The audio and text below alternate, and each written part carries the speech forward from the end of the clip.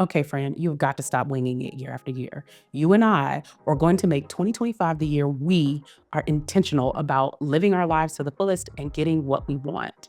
In this video, I'm breaking down 6 simple steps to prepare for the year ahead and help you reflect on your goals and map out a path to a successful year. Welcome back to my friends. If you're new here, my name is Libria Jones. I'm a woman over 40 working on living her life to the fullest. More importantly, I spent my career as a project manager and my life as a productivity fanatic. And my Plan Your Year video last year was my most popular video on YouTube. So I thought I would come here and break down how I actually prepare and plan my year in a series of videos. I, like most people, start the year off with really, really big dreams and goals. And most people end up feeling overwhelmed and just kind of fall off track just a few months into the year. So today I'm sharing the very simple step-by-step strategy I take to get clear on how to turn my dreams into goals, my goals into actions, so that I'm not feeling lost or directionless just a few months into the year. This process is how I manage to have a year that's intentional,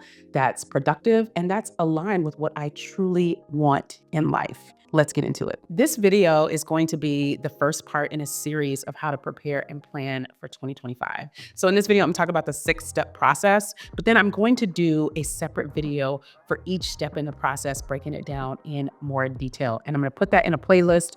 So make sure you check that playlist out.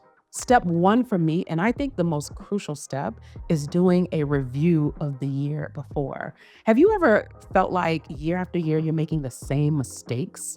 Well, that's what happens when we don't take the time to review what we did, what we didn't do, what worked, what didn't work. Because so often we're so ready to kind of just throw the year away and have a clean slate, which I totally understand. I love a clean slate. A clean slate feels good. It feels like, forget all that other noise. I'm starting today. I'm starting now. But when we fail to do a review of our year, we miss the magical data that exists in the choices we made, the actions we took and didn't take, and we miss learning about what worked and what didn't work and why. So for that reason, I think it's so important to do a review. For me, a review does a few things. One, it lets me know how far away from my goal I am, but it also lets me know how far away from the beginning I was. I think a lot of times we get really afraid of like the gap between our goal and where we are, because it can be a long distance and it can feel daunting.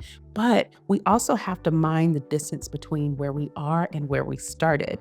And doing a review helps me do that as well. The second thing a review does for me is it helps me understand how to make decisions and how to identify areas of improvement. Because the goal is always to be a little bit better than you were. Well, how are you going to know that if you aren't reviewing your performance before, right? So it helps me understand areas of improvement. The third thing that doing a review does for me is it helps me celebrate wins. A lot of times we don't celebrate the progress because we didn't check the box, and we miss out on the accomplishments that we had that we never listed out, right? So I might have listed out some goals and some things I wanted to accomplish, and I might not have hit all of those goals, but I might have done some things that never even occurred to me. And so I think doing a review gives me the opportunity to really celebrate wins that I've either missed or hadn't even thought about as wins. The last thing doing a review does for me, which I think is super important, is it clarifies what's actually important to me and what's not. When I look back over the year and think about what I spent time doing,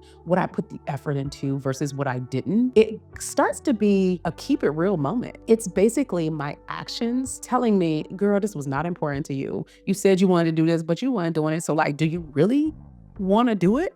It really kind of uncovers what's truly important to me versus things that I'm just kind of saying I want to do. That's why I love to do a review, because it gives me so much information about myself and helps me inform how I'm going to move going forward. So here's a couple of very quick hits on how I do a review. The first thing is analyzing wins and challenges. I really write down what were some of my most challenging moments of the year, what were some of my least proud moments of the year, what are some of my biggest failures of the year, but also what were some of my biggest wins of the year. The next thing that I do is I start to look at patterns throughout the year, right? So what are some of the patterns that actually helped me achieve my goals, but what are some of the patterns that kept me from achieving my goals? And what are some of the things that I didn't even realize I might be interested in? I've found that I naturally gravitate towards content and watching videos and looking at things related to video storytelling and documentaries. And so now I'm like,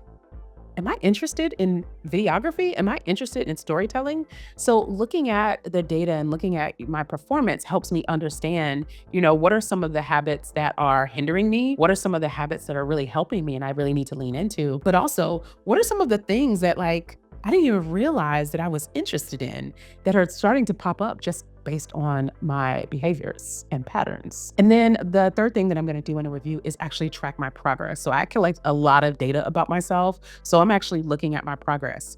I'm looking at things like how much debt did I pay down over the year? How much weight did I lose? How many times did I close my exercise ring? So I'm actually tracking my progress for the year and seeing, again, back to that first thing, how close am I to the goal, but also how far am I away from where I started? And if I have data on myself, then I can easily review that. So those are the things that I'm going to do for a review. The key here is not taking some of the negative information about the challenges that you had and the things that you did that hindered your ability to hit your goals or how far you are away from your goals. It's not an opportunity to beat myself up because I didn't do certain things.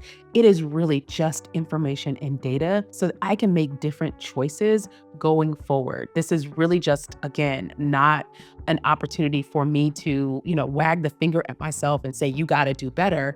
It's, what do I need to do differently because this didn't work? What do I need to do differently because I did these things that didn't help me or actually hindered me? And so it's really understanding myself a bit better to set the foundation for better decision-making and actions in the future. So more on all of that in my video breaking down how to do an annual review. Okay, so check that video out. We're gonna go on to step 2. For me, step 2 is journaling. And this is partly reflecting on the year, but also partly it's about reflecting on myself, who I think I am, what my values are, what are the things I care about.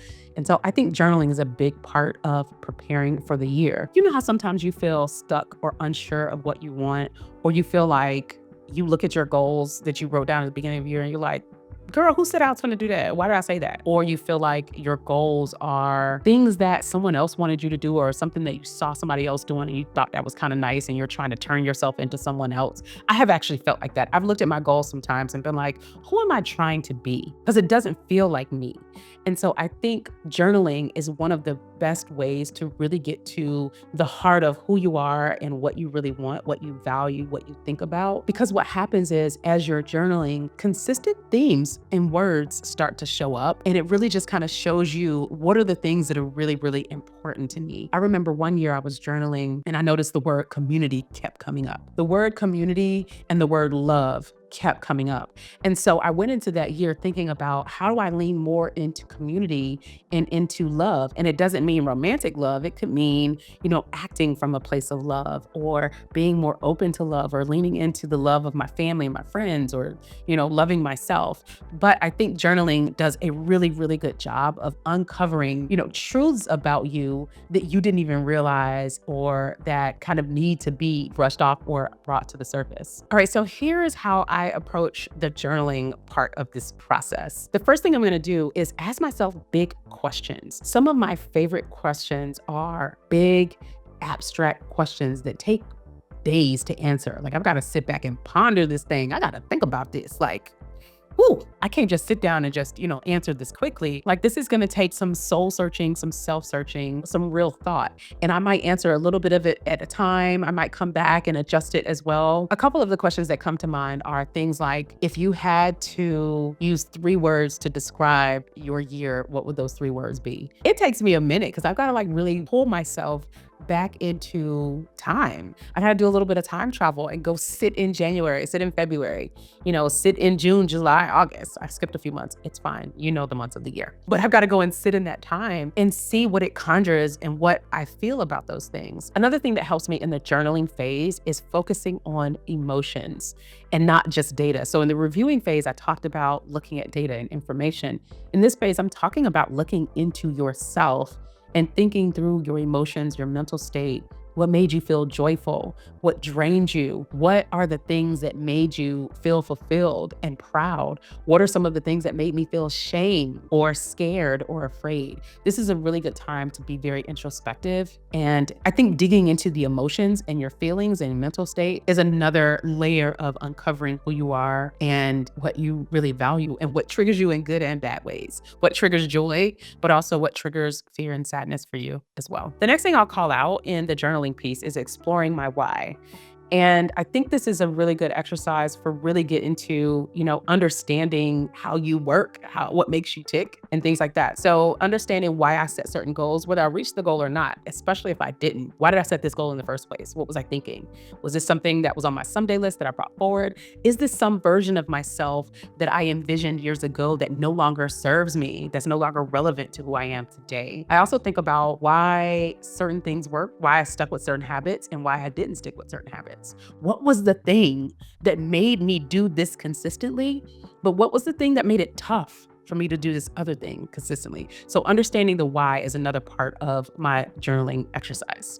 Journaling is such an important part of this process because it helps me connect with my true self. So I'm not just chasing someone else's version of success or an outdated version of success, even for me. What I thought I wanted when I was 25 is very different than what I want for myself at 46. And so journaling helps me really connect with my true self and understanding, what are my real priorities? What are the things I really, really care about? And so in the video about the journaling process, I'm going to share a lot more prompts and I'm going to go a little bit more deep into the journaling process that I go through. Okay. So don't forget to check that out. Okay. Step 3 is honestly my favorite. It's brainstorming. And it's my favorite because this is where I let the kid in me run wild. The kid whose imagination and belief that I could do anything is still strong. So often we limit ourselves and our goals and our thoughts because we want to think about what's realistic. You want to sit down and you want to think about what's realistic. But I encourage you to let the 6-year-old in you take the forefront and just dream big, not constrained by limitations about what we think is realistic and what we think is possible. Because when you allow yourself to be uninhibited with your imagination, you might uncover dreams you didn't even know you had. You might uncover dreams that you set down a long time ago that you might be excited to pick back up.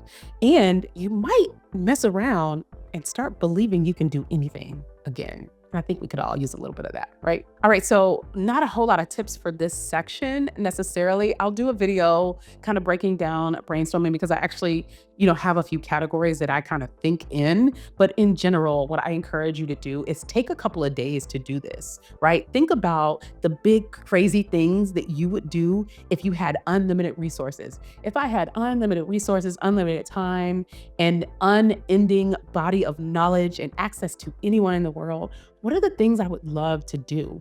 Start there because that starts to get your creative juices flowing and it gets you excited again about imagining what your future can be. So that's something that I absolutely love to do. Just write down, I literally write down big, crazy, seemingly impossible dreams. That is a category on my board that I actually write down. So really just start dreaming big.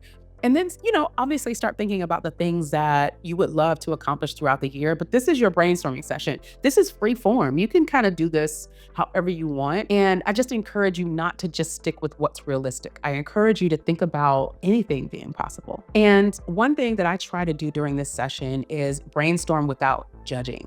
There is literally no, girl, you can't do that. Or, you're sure? Or you tried that last year. It ain't really work out. Or, child, now you don't have enough money to do that. There is none of that. There is none of that. Brainstorming without judgment just gives us the opportunity to think about things that we may have overlooked and things that we may have buried that we can kind of pull forward. So again, brainstorming with no judgment. All right, so we're going to do a detailed video on brainstorming. Make sure you check that one out as well. I'm going to move on to step 4. Step 4 is setting goals. I will say the only times in my life that I have truly felt lost was when I had nothing I was working towards. And so for me, maybe not for you, but for me, it's so important to have goals. It's so important to have a path, a destination, a place I'm trying to get to, something I'm trying to accomplish. And so goals are so important to me because in the absence of having goals, I don't know where I'm going. It's like getting a car and just driving around, which seems cool every once in a while, but I can't live like that for an entire year. I need a destination in mind. And so actually setting goals is so important for me. And that is the next step in my planning and preparing for the year process. So the very first thing that I do when it comes to setting goals is I look at all the things that my 6-year-old self brainstormed along with me, and I focus on what I can control.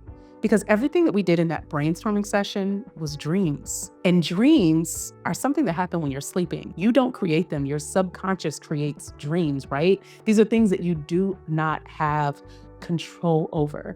And one of the biggest mistakes that I see people making when it comes to setting goals for the year, for the week, for the month, for whatever, is that those goals are things that are not within their control. I consider those to be dreams and desired outcomes. I think it's really important to focus your goals on things that you have control over. Let me give you an example. A lot of people want to increase their credit score. I want to get my credit score to an 800. I don't think it's feasible to set a goal for my credit score to be an 800 because it's not something I control. The things that I control are the actions that I will take to get my credit score to an 800. So things like setting a goal that I am going to decrease my debt by a certain amount. I am going to put all my bills on auto pay so my bills are paid on time every month. I am going to diversify my credit mix by opening a credit card or opening a loan. And so my goals are going to be things that, again, I can control, I can do. And my desired outcome or my dream and my hope is that I do these things, I check these boxes, and my credit score gets to an 800. And because my focus is on the goal and the thing that I can control, even if that desired outcome does not happen, I can check that box and say that I did my part. I did the things that I said I would do and the things that I set as goals. So as you're breaking down your brainstorming into goals, I want you to focus on goals that are things that you control. All right. And so when I'm breaking down my goals, also, the other thing that I do is I put them in categories. So I plan my goals for the year, for the week, for the month, heck, for the day in categories. So I look at them in 6 categories. One is finances, one is health. I also do career/business and development. So learning, lifestyle, and relationships. And so as I'm building out my goals, I'm putting them in these categories. Is this a lifestyle goal? And let me give you an example of a lifestyle goal. A lifestyle goal can be, I want to read 24 books this year. So lifestyle is really about how you enhance your life, how do you put joy into your life, how do you live a more fulfilled life. And then relationships does not have to be romantic. It can be the relationship that you have with yourself. It can be the relationship that you have with your siblings, your family, your friends, or it can be a romantic relationship. It can also be your relationship with God as well, just depending on how you want to define that. But those are the 6 categories that I put my goals into. It's a duh, and you've heard it before, but so many of us are not doing this. And if you've never heard of SMART, it is an acronym that stands for specific. So let me give you an example of a goal that's not specific. I'm going to set a goal to work out more. Baby, okay, cool. Specifically how though? A more specific goal would be, I am going to set a goal to close my exercise ring 22 days out of every month. That is a very specific goal. Okay. So specific, measurable, meaning you can look back and see how far you are from the goal, how close you are to the goal, how many times you did the thing. And closing your exercise rings is something that you can measure. You can look back at the data and say, yes, I did this, or no, I didn't.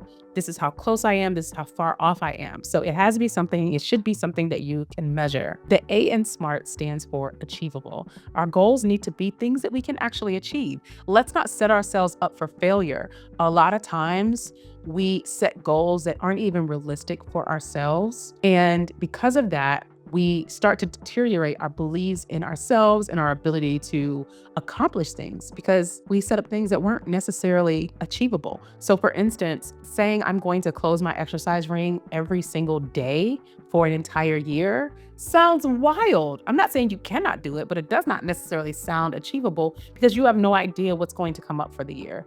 And let's just say you are a busy mom, right? You've got 2 kids, you work a full-time job, and you're running a business. It's definitely not feasible for you to work out and close your exercise ring every day. But setting a goal that says, I'm going to close my exercise ring 3 times a week for the entire year, that might be achievable for you. So make sure you're setting goals that are achievable. The R stands for relevant. So remember earlier when we did that journaling exercise where we talked about things that were important to us? Well, now you're setting goals that meet and align with who you are and what you truly care about. And the relevant piece is really important because as you go throughout the year and you start to review your month, your quarter, and see the actions that you're taking, you're going to find that some of your goals aren't as relevant to you as you thought they were. So it might be time to put those on the back burner or let those go. But your goals should be relevant. And the last piece is time box. The T stands for time boxed. You need to have a time for these. Either it needs to happen at a certain time, by a certain time, during a certain time, or with a certain frequency, if that makes sense. Okay, so that's what a SMART goal is. And the last thing that I do when I am turning my dreams into goals and prepping and planning for the year is I try to edit, right? I try to limit my focus.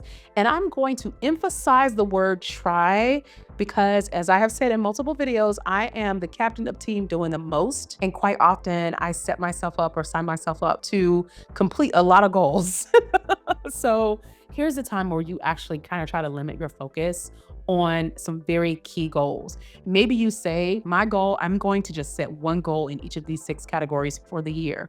Or I really just have 3 main goals for the year. Everything else is a nice to have. So it's up to you how you do that. But I do encourage you to edit because that takes us back to being realistic about the things that we can achieve and accomplish in a year. So those are kind of the 3 things that I try to focus on when actually turning my brainstorming into actual goals. And I just believe that clear and focused goals give you a direction for the year. You know exactly what you're going towards. You know what direction you're going in. You may not know exactly how you're going to get there. You may not yet know how long it's going to take you to get there, but you have a destination in mind. And I think that's so important to feel intentional about the year. Now, the creative part of me loved step 3 because brainstorming like feeds the creative side of my brain. But this one right here, step 5, feeds the analytical side, the operational side. This is actually like, you see me getting giddy. This is my favorite step in the process, and that is turning your goals into a plan. Goals are necessary, goals are nice, but goals are nothing if you have no plan to actually achieve them. All right. And so you got to take those goals and turn them into a plan of action because you're going to get them done in 2025. You and I are going to hit these goals in 2025, but we need to figure out how are we going to meet those goals and check those goals off. If we use the same analogy that I used previously, I said your goals are a destination. So let's say I'm in Atlanta and my destination is New York, right? I need a plan for how am I going to get to New York? Where am I going to stop to get gas? I need to gas up. What do I need to pack? What do I need to take? What do I need to make sure of? Who do I need to let know I am on this trip? So there's a lot of things that go into getting in that car and arriving in New York, and that entails a plan. And so for the destinations that we are arriving at, because we're getting there, we're going to get there, the destinations that we're arriving at in 2025, we need to create a plan to get there. So building out your plan really entails a little bit of reverse engineering and understanding what does it take to make this goal happen, right? So some of that will be, you're going to have to create projects for some of your goals. For instance, if you have a goal of writing a book, that's a big goal, right? There's a lot of things that have to happen to get to that destination. A few things that have to happen are writing the outline for your book, doing research for your book, writing a first draft, having someone proofread that or edit it, write another draft, having someone read that as well. So there's a lot of things that you need to actually plan out. You need to sit down and figure out what are the projects. Now, not every goal you have is going to turn into a project. And so some of the things that you need to do to build out your plan is just kind of figure out, when are these things going to actually happen? How often am I going to do them? So for instance, if one of my goals is to learn videography, My plan might be I'm going to sign up for a course. I am going to practice videography once a week, that kind of thing. So, what is my plan to reach this goal? The other thing is, what are the things I need to reach this goal? Who do I need to contact? What resources do I need access to? Do I need to save up a certain amount of money to get to that goal? So, you really need to start thinking about, how do I not just reverse engineer, but how do I think through all of the things that are needed? What are the components to this goal that I need to plan and prepare for? And then you want to kind of outline what the actionable steps are. I said some of the actionable steps, but it's a good idea to identify what are the milestones for some of these things that you want to plan for. So for instance, again, with the writing the book, if I say I want to write a book and these are the things I need to do, I might set a milestone to say I want my first draft done by Q1. If I want to finish a book and release it by Q4, I want to finish my first draft by the end of the first quarter of the year. So that's the kind of thing that I do when I am trying to turn my goals into plans. And I like the idea of setting timelines because it gives you a sense of urgency. It gives you the sense that I am on this path and I need to not be deterred. So if we go back to our analogy where we're driving to New York from Atlanta, if we say we want to get to Atlanta by a certain time, that means we're not lollygagging, veering off the path, seeing billboards that say, ooh, apple picking, let's go there. Or this place has video games, let's go there. Or, ooh, look at that off the highway, let's go there. Or, oh, my friend lives in this city nearby, let's go there. You're not veering off and diverging. You're saying, well, I got to get to New York by this time, so I need to stay focused. So I think it's really important to set these milestones to pretty much keep you on course. And just know your plan does not have to be perfect. We're going to adjust the plan throughout the year. You and I are going to work together right here on this YouTube channel to review our plan, to review our milestones and see how things are going and adjust the plan as necessary. So your plan is not going to be perfect. What will work for you in January may no longer work for you come July, but you have a roadmap. You know the direction that you're going in, right? So I'm gonna keep up with this little drive to New York analogy. Let's just keep it right here.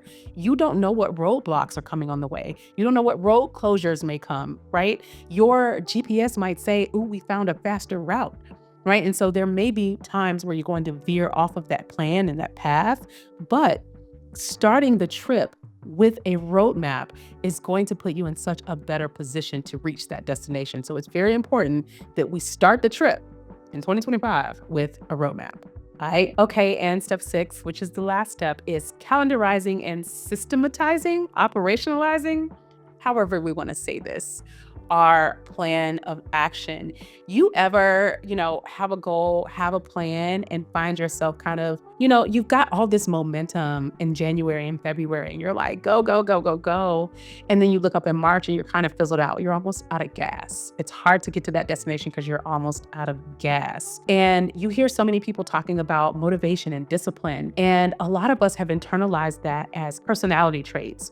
And I think the truth is that we miss out on the self-mastery that systematizing, operationalizing, having systems in place actually provides us. So one of the things I will call out is that when I am really good at being disciplined or sticking with a goal, it's not because I am disciplined. It's not because I'm always motivated. It's because there are systems in place that make it easy for me to keep doing the things that I need to do to hit those goals. So let's talk about what that looks like. So one thing I try my best to do is anticipate the things that are coming up. So back to our road trip analogy, Google and Waze tries to do a good job of telling you, that traffic is coming. All right. And so I think we need to do the same thing when we're thinking about our year. What are the points in your year where traffic is coming? When are you most busy? When are things the hardest? Here's an example. For me, I know that the summertime, Q3, the third quarter of the year, is when I spend the most money. And I know why. The reason why is my daughter's birthday, then my mother's birthday, and then my birthday are all back to back. And it's the summertime. Right. And so all of the birthdays of the people that are most important in my life are back to back, and I'm outside because it's summertime and I spend the most money during that year. So if I, at the beginning of the year, think ahead and calendarize those things and start setting a goal to address the traffic coming in Q3, then I can already be ready for it, right? I can already be prepared when we get there. So one of the things that I try to do is sit down and look at the calendar and start to calendarize some things that I already know about the year. If you have a school schedule for your kids and you already know what their events are, you know the first day of school, you know the last day of school, you know when all the early release days are, the days they're going to be out of school, go ahead and calendarize that stuff. Get a head start on traffic because you already know it's coming. The other things that I think you should calendarize are obviously, birthdays, special events, but calendarize your milestones as well. So if you want to have your first draft of your book written by the end of Q1, put that as a milestone on your actual calendar. So on March 30th, you could put a little calendar note that says the first draft of my book is due. Put it on the calendar. Go ahead and set these deadlines for yourself on the calendar. The second thing I try to do is automate as much as I can, just because automation makes life easy. So there are some things that I try to do as recurring events. So for instance, I am going to review my month at the end of every month. I'm just going to put an automated calendar reminder right there that lets me know that at the end of the month, I have a review coming up. I think it's also a great idea to have systems in place where you can automate what you can, right? And I'm going to give you some examples of some very simple automations that seem like, really? Like, is this really giving us big wins? But I'm gonna tell you something, the small wins add up. So a couple of very small win automations are having things like my personal care necessities or my household necessities on subscription. Fantastic. I never have to think about it. I never have to think about the fact that I'm running out of deodorant. I never have to think about the fact that I'm running out of toilet paper or paper towels because it's on subscription. So every 3 months, it's automatically being delivered. Another automation that I used to use and I want to get back to is setting up Siri to do a morning routine. So one of the things that I wanted to do every morning is to meditate. Well, I actually had set up Alexa. It was Alexa at the time, but Siri does this too. I had Alexa set up a morning routine where as soon as I wake up, I would say, "Good morning, Alexa." And she would immediately say good morning back. And then she would start my meditation. I didn't have to do anything. She would turn on my meditation app and we would get started. That automation being set up meant I didn't have to go reach for my phone and risk going to Instagram first when I woke up in the morning. I didn't have to reach for my phone and risk seeing who texted me last night. Did he text me back? You know what I'm saying? I didn't have to do any of that. And so I would just wake up and say, "Good morning, Alexa." And then she would move into my morning routine automatically. So these seem like really, really small things, but these types of automations are the small things that get you to the bigger goals that you are trying to reach. And the other thing I try to do is build in systems that either support me doing something or keep me from doing something, if that makes sense. So I'm gonna give you an example of a couple of systems that support me. One is, and every system doesn't mean it's automated. This is just something I'm going to do to remove friction from the process. And by remove friction, I mean, it's gonna make it less hard for me to do the thing I wanna do. So here's an example. I, for a while, was working out first thing in the morning. Because I was working a full-time job, I needed to go work out first thing in the morning. And one thing's for sure, I don't have problems getting up in the morning. I don't have problems getting out of bed in the morning.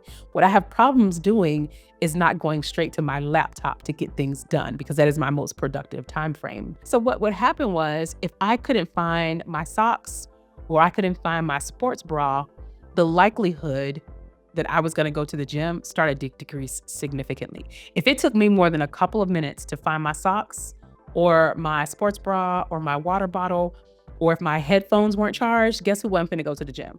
Guess who was basically at her desk like, "Oh, well, I guess I'll get some work done." And so one of the things that I did and one of the systems that I put in place for myself was, I'm gonna put out all my workout stuff the night before, because I'm not even playing with you, Lib. I'm not even playing games with you tomorrow morning. Let's put this stuff out the night before. That way, all of my socks are in place, my workout clothes are in place, I am charging my headphones, and I am packing my gym bag and putting it in place so that I can just get up, get dressed, and head out the door. Even better was when I started doing that for the entire week on Sundays. On Sundays, I would just put out 5 workout outfits. So when I wake up in the morning, boom, that stuff is already there. So that's a system I put in place to remove the friction from the process. And systems can look a lot of different ways. They could look like templates you use to make brainstorming and planning easy. I've created a few templates that I use on a daily, weekly, monthly basis to review my week, review my month, review my year, and also plan as well. And those are templates I am actually trying to create to share with you as well. But that is one of the ways that you can have systems in place to help you also. I did mention having a system in place to hinder you from doing something. And so one of those systems was I found it being very easy. So let's say, I set a goal not to overspend and to stick to my budget, right? And I found it very, very, very, very easy to buy things online because my credit card was actually in Google. Like it was saved in Google. So all I had to do was click buy and like my credit card number came up. I didn't have to get up to go find my credit card, nothing. They made it easy to take my money, honey. Very easy. And so one of the systems that I put in place was to remove my credit cards from any of those things. If I wanted to buy something, I actually had to get up and go find my credit card. And the likelihood that I'm about to do that is pretty low because my credit card is usually in a room downstairs. I ain't gonna go all the way downstairs. By the time I do all that, I'm gonna get downstairs. I'm gonna be like, oh, I want a soda. And then I'm gonna go get a soda. And then I'm gonna be like, oh, I wanna make something. And then the whole thing's off. So one of the systems that I put in place to add friction to the process was actually making it less easy for me to buy things just at the click of a button. That said, I think, having calendars and systems and operationalizing yourself is really going to set you up for success. I think putting things on a calendar makes sure that your priorities have time and space. And I just need to say that we need to prioritize ourselves. And a lot of times we don't put our own priorities on calendars, especially as moms. We put everybody else's priorities on our calendars. We don't put ours. We put our meetings for our jobs, we put our stuff for our kids, but we don't put the stuff for us on our calendar. And so I think we need to give ourselves the same priority and respect that we give everybody else. Throw it on the calendar, baby. Throw it on the calendar. But also having systems in place help you stay consistent, even when you don't want to be, even when you're not motivated to be, and it reduces friction in the process or adds friction if it's what you need. All right, so that was my 6 simple steps for how I am planning and preparing for 2025. If there's anything different that you do, I would love for you to drop it in the comments. This is one of those things where I love brainstorming and seeing what other people are doing, and I'd love to learn from you. So, all right, so if this was at all helpful, go ahead and smash that like button, friend. Stop playing. Go hit the like button. And also don't forget to check out the playlist where I go into detail about each of the 6 steps that I mentioned in this video. All right. And stay tuned because I am working on turning some of this stuff into templates that you can use easily. Either you can download and use them on your iPad, or you can print out, or you can use them in Notion, which is one of my favorite apps. There's a link below in the description box where you can sign up for Notion. I'll actually post it up here as well if you want to sign up for Notion. But just stay tuned for the templates coming out. I cannot wait to share them. And thank you for watching, and I will see you in the next video.